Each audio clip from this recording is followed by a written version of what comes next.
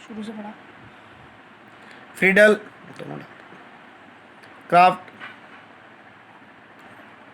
Acetylation, Friedel craft acetylation. Friedel craft acetylation reaction में आप देखोगे ये क्लोरोबेंजीन, आप इसकी रिएक्शन कराओगे एसिटाइल क्लोराइड,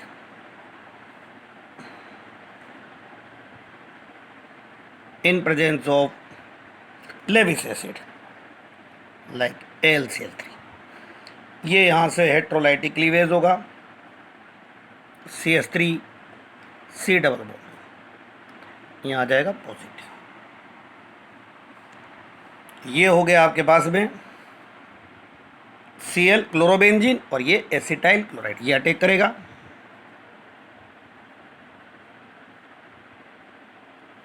ये अटैक करेगा Cl ऑर्थो पैरा पर,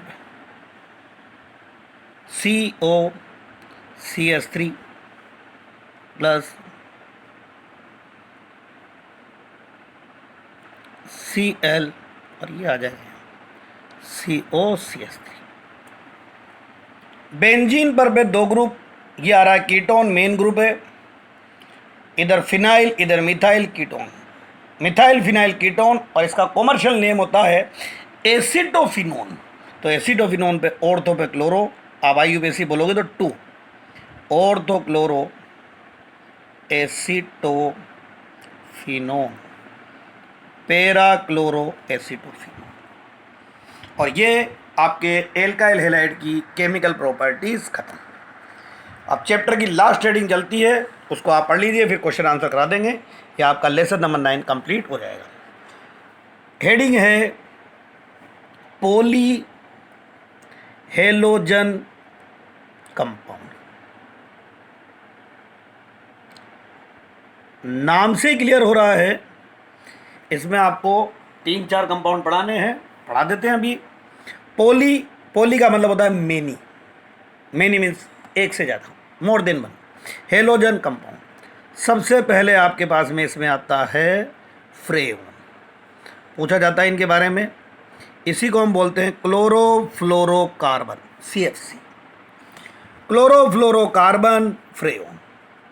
कार्बन पर पे क्लोरो और फ्लोरो होंगे, कार्बन पर पे फ्लोरो और क्लोरो, ये सब्स्टिट्यूएंट। इसके लिए सबसे पहले आता है आपके कोर्स में इनका नोमेनक्लेचर। नोमेनक्लेचर के लिए इनको बोला जाता है RXYZ, R के आगे XYZ लगा देते हैं। अब हियर यहाँ क्या क्या होता है, X, गौर करना, number of carbon atoms -1, Y होता है नंबर ऑफ हाइड्रोजन एटम्स +1, और Z होता है नंबर ऑफ फ्लोरीन एटम्स। गौर कर लो, X number of carbon atom -1, Y number of hydrogen atom +1, Z number of fluorine atoms. एक दो कंपाउंड लिख देते हैं हम लोग आपके यहाँ पर पे, देखना देखा भाई क्या लिख रहे हैं, CFCl3, मेथेन के 4 H थे, एक F आगे और यह क्या, CF2Cl2, एथेन ले लिया, C2F2Cl4 और C2FCl5। चलो देखा, इनका नाम देते। फ्रेओन के लिए लगाया R, अब इससे फॉलो करो XYZ। X number of carbon atom -1, तो यहाँ पर पे आप देख रहे होंगे साहब, आपको नजर आ रहा है कार्बन 1, 1 - 1 0, नहीं लिखेंगे 0 आगे। Y number of hydrogen atom, hydrogen कितने हैं यहाँ पे, 0 + 1, तो ये 1, और फ्लोरीन कितना 1, 1, तो इसका नाम होगा R11। इधर देखोगे R number of carbon atom 1, 1 - 1 0, नहीं लिखेंगे, हाइड्रोजन 0 + 1 1, और फ्लोरीन 2 R2।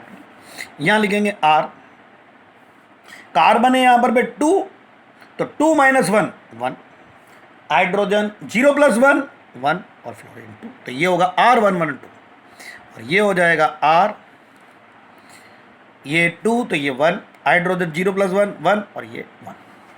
और इनका यूज़ है फ्रेयोन का, मेन यूज़ है इनका, सुन लेना भाई, behave as used as refrigerating agent in refrigerator and air conditioner.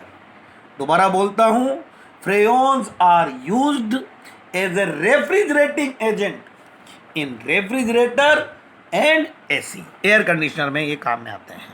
Number 2 आपके कंपाउंड आता है DDT,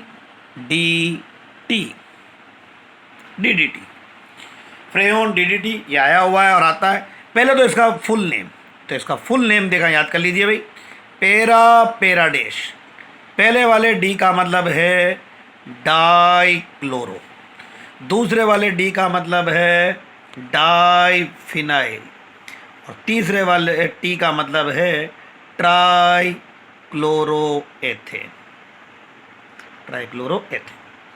इसकी स्ट्रक्चर जो आपके कोर्स में दे रखी है, तो ये स्ट्रक्चर देखो भाई, आ जाओ। स्ट्रक्चर में एथेन, तो ये एथेन बनाया। स्ट्रक्चर बनाने के लिए सबसे पहले कार्बन चेन बनाते हैं, तो ये एथेन बन गया। उससे पीछे चलो ट्राइक्लोरोएथेन, तो ट्राइक्लोरोएथेन के लिए Cl और Cl, ट्राइक्लोरोएथेन। अब उससे भी जाओगे डाइफिनाइल, तो डाइफिनाइल के लिए 2 बेंजीन बना दोगे, तो ये 2 बेंजीन बनाई आपने यहाँ पर, ये इधर फिनाइल हो गया, ये इधर भी फिनाइल हो गया, नाम हो गया डाइफिनाइल ट्राइक्लोरोएथेन। अब क्या बच गए, डाइक्लोरो, तो अब क्लोरो इसके रेस्पेक्ट में और तो मेटापेरा, तो वो कह रहा एक तो पेरा पर है और एक ये पेरा डैश पर है। ये DDT की स्ट्रक्चर होगी। और इसका आता है अब यूज, तो यूज एक लाइन में याद कर लेना, it is used as a insecticide. ये इंसेक्टिसाइड जो है उसके फॉर्म में काम में आता है। DDT हो गया। नंबर 3 अगर आप ले रहे हो तो आइडोफोम, इसके बारे में आप डिटेल में लेसन नंबर 11 में पढ़ोगे। आइडोफोम होता है CH, ये अभी इसी बार आया है CHI3, आइडोफोम। और आइडोफोम का जो यूज़ होता है वो यूज़ होता है, तो इसका यूज़ पूछते हैं कि भाई इसका एक यूज़ बताओ आइडोफोम का। बिहेव एज एंटीसेप्टिक, ये एक एंटीसेप्टिक का काम करता है, तो आप इसका यूज़ ले सकते हो, बिहेव एज एंटीसेप्टिक, ये एंटीसेप्टिक के फॉर्म में काम में आता है। इसमें आयोडीन लिबरेट होती है, उसकी वजह से इसमें एंटीसेप्टिक प्रॉपर्टी होती है।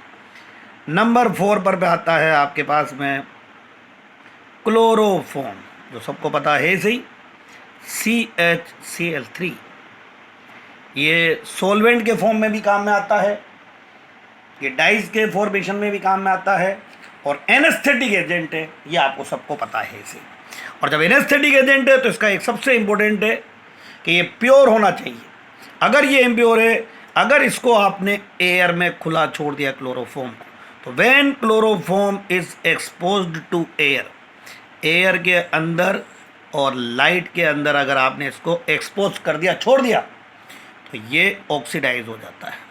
C पर पे HCl, एक HCl बाहर निकलता है और यहाँ बनता है COCl2 और ये HCl बाहर निकलता है। इसको हम बोलते हैं कार्बोनिल क्लोराइड, और इसका एक नेम और है फोस्जीन।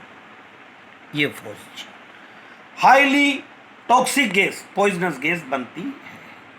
और ये आपका चैप्टर कंप्लीट है।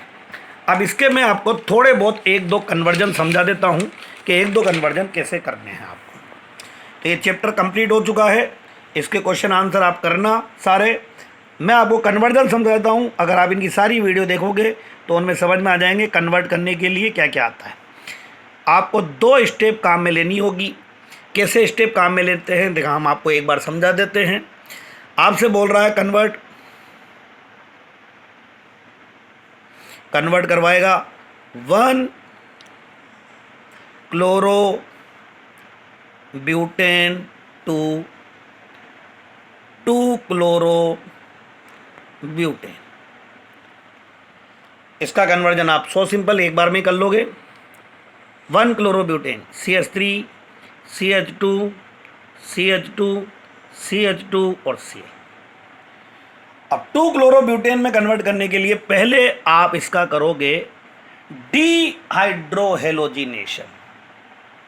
Dehydrohalogenation that mean removal of HX, beta elimination.